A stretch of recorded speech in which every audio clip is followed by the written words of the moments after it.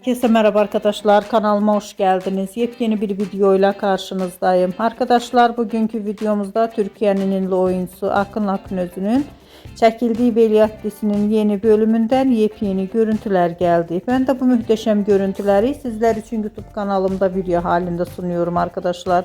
Umarım beğenirsiniz. Videomu beğendiyseniz kanalımı izlemeyi ve bildirim butonuna basmayı unutmayın. Şimdilik benden bu kadar olsun. Yeni videomuzda görüşmek üzere. Hoşça kalın.